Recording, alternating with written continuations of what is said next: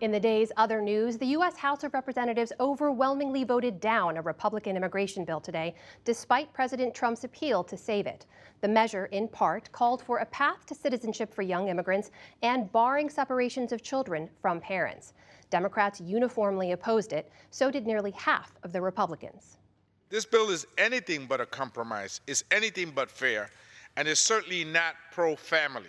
It's important to recognize that it's going to take a bipartisan bill that both addresses border security as well as a permanent fix for Dreamers.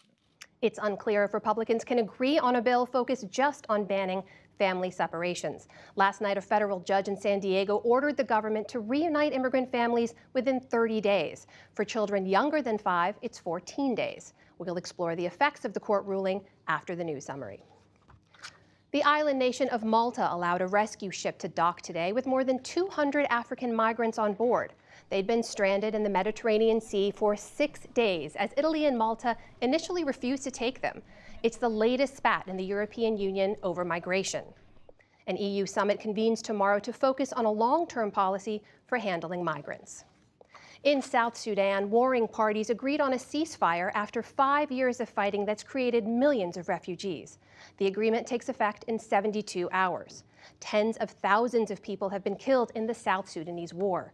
The last ceasefire broke down within just hours. President Trump says he will likely meet with Russian President Vladimir Putin next month. He said today the summit could come in Helsinki, Finland, or Vienna, Austria. Earlier in Moscow, the U.S. National Security Advisor John Bolton said Mr. Trump will not be deterred by the Russia investigation.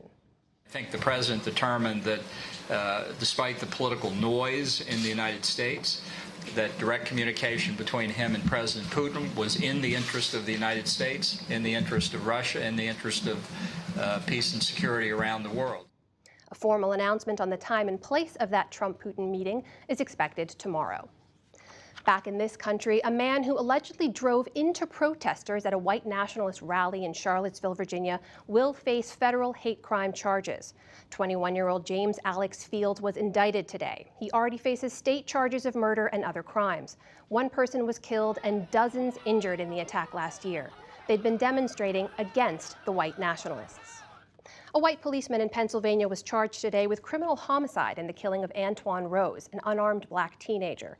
Officials say East Pittsburgh officer Michael Rosfeld shot Rose 3 times as the 17-year-old ran from a car wanted in a shooting. The district attorney says video corroborates witness accounts that Rose held out empty hands to show he had no gun. There's no weapon that would have created a risk to Officer Rosfeld. Based on that evidence, I find that Rosfeld's actions were intentional, and they certainly brought about the result that he was looking to accomplish. He was not acting to prevent death or serious bodily injury. You do not shoot somebody in the back if they are not a threat to you. Rosfeld initially said he thought he saw a gun in Rose's hand. He later recanted. The nominee for Secretary of Veteran Affairs, Robert Wilkie, promised today he'll do all he can to improve veterans' health care. At his confirmation hearing, Robert Wilkie said he does not support privatizing the VA system.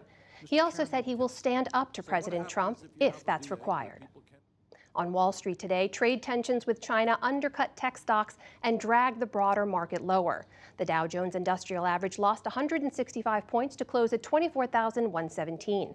The Nasdaq fell 116 points, 1.5%, and the S&P 500 slipped 23. Suddenly, there's a marijuana blowout sale going on in California. Legal dispensaries have slashed prices up to 50% before new testing rules take effect on Sunday. After that, shops will be forced to destroy pot that wasn't properly tested or packaged. The state legalized recreational marijuana in January. And Joe Jackson, patriarch of the musical Jackson family, died early today of cancer in Las Vegas.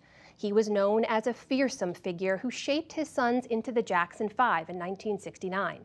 Michael, the youngest, grew into a legendary solo performer, and their sister Janet also became a solo star. Joe Jackson later denied claims that he physically abused his children. He was 89 years old. Still to come on the NewsHour, can the White House meet a tight deadline to reunite immigrant families? What a major upset in New York's primary says about the Democratic Party. preserving Timbuktu's ancient manuscripts that al-Qaeda nearly destroyed, and much more.